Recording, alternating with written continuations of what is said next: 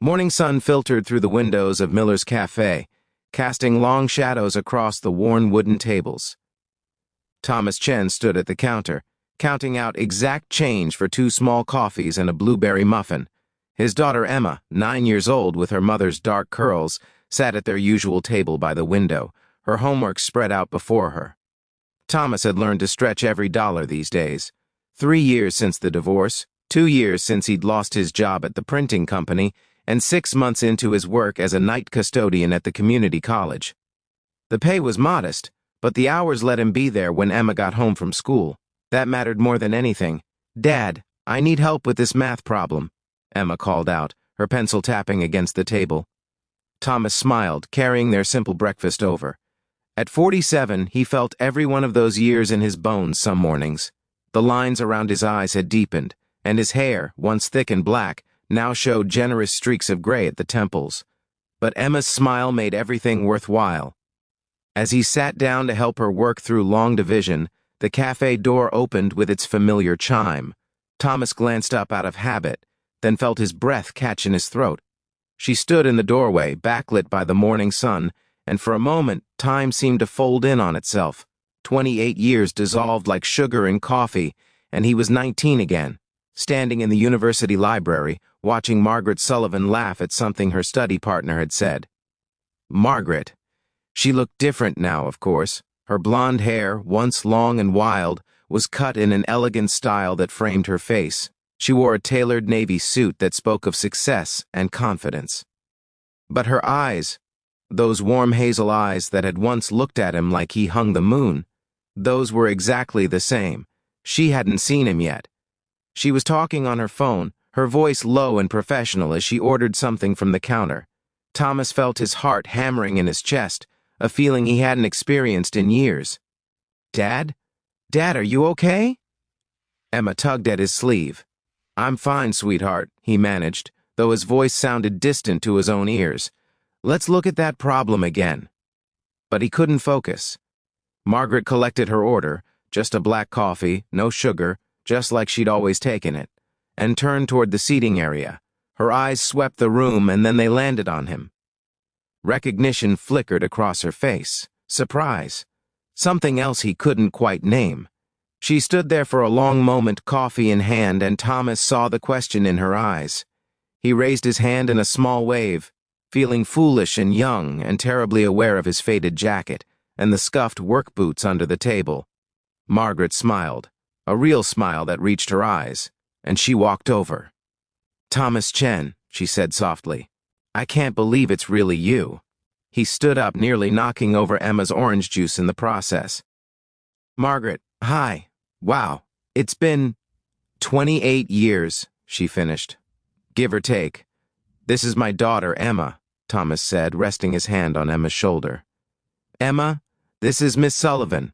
We went to college together, a long time ago." "We were friends," Margaret said, and there was something gentle in the way she said it, something that acknowledged what they'd both left unspoken. They'd been more than friends once. They'd been each other's first love, those sweet, intense months of late-night conversations and stolen kisses in the library stacks. "Would you like to sit down?" Thomas asked, surprising himself with his own boldness. Margaret hesitated, glanced at her phone, then nodded. "I have a few minutes."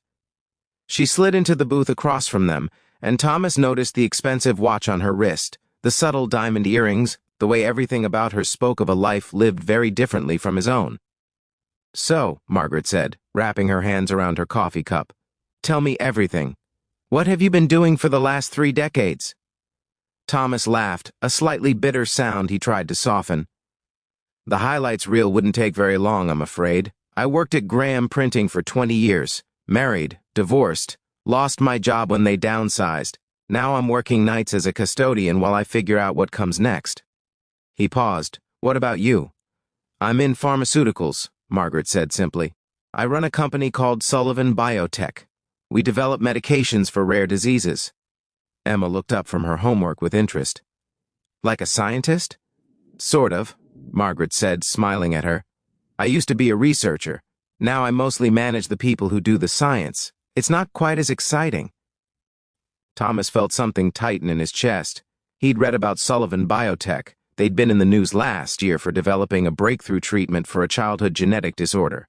The CEO had been interviewed in Forbes, the Wall Street Journal. He'd never connected the dots, never imagined that the woman in those articles was his Margaret. His Margaret. She'd never been his, not really.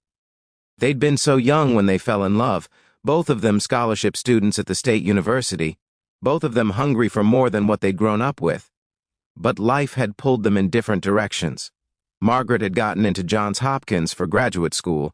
Thomas had stayed behind to help his sick mother, taking a job at the printing company that was supposed to be temporary. They'd tried to stay in touch. For a while there'd been letters, phone calls, but the distance had done what distance does, and eventually the calls had stopped. Thomas had married Rachel a few years later. Margaret had disappeared into her new life. "Your company," Thomas said carefully, "it does amazing work. I read about the Hartman, treatment last year." Margaret's eyes lit up. "You follow medical news?" "I read a lot," Thomas admitted. "Comes with working the night shift. Lots of quiet time." They talked for a few more minutes, their conversation careful and polite, dancing around all the things they weren't saying.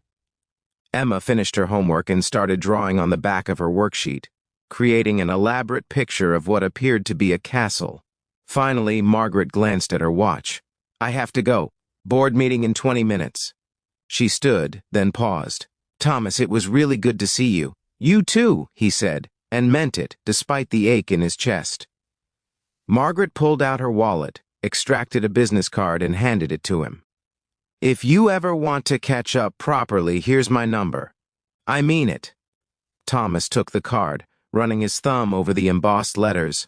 "Margaret Sullivan, Chief Executive Officer." "I'd like that," he said quietly. She smiled at Emma. "It was lovely to meet you. That's a beautiful castle you're drawing." "Thank you," Emma said shyly. And then Margaret was gone, the door chiming behind her, leaving only the faint scent of her perfume and a business card in Thomas's hand. Emma looked up at her father. She seemed nice. "Was she your girlfriend?" "A long time ago," Thomas admitted, "when we were very young." "She's pretty," Emma observed, "and she seems important." "She is," Thomas said, "both of those things." He didn't call the number on the card. What would he say? What could he possibly offer someone like Margaret Sullivan now? She lived in a different world, one of boardrooms and business deals and breakthrough medications. He cleaned toilets and mopped floors and counted pennies to buy his daughter a muffin. But 3 days later, his phone rang with an unknown number. "Thomas? It's Margaret." His heart did that foolish jumping thing again.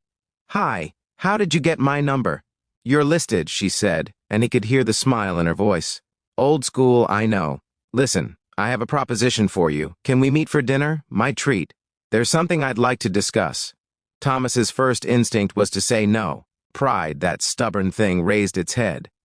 But there was something in her voice, a warmth he remembered, and he found himself agreeing. They met at a small Italian restaurant, nothing fancy but nicer than anywhere Thomas had been in months. Margaret was already there when he arrived, sitting at a table in the corner, studying the menu. "Thank you for coming," she said as he sat down. "Thank you for inviting me," he replied. "Though I have to admit I'm curious about this proposition." Margaret set down her menu and looked at him directly. "Sullivan Biotech is opening a community outreach program. We want to provide free medications and healthcare services to underserved communities. But I need someone to run it, someone who understands what it's like to struggle, to worry about making ends meet, to choose between paying for medicine and paying for groceries." Thomas stared at her. "You're offering me a job." "I'm offering you a purpose," Margaret corrected gently. "The salary would be competitive, full benefits, normal hours so you could be there for Emma, and you'd be helping people who really need it." "Margaret, I'm a custodian. I don't have any qualifications for something like this." "You have the most important qualification," she said. "You care about people. You know what it's like to be where they are. I can teach you the rest.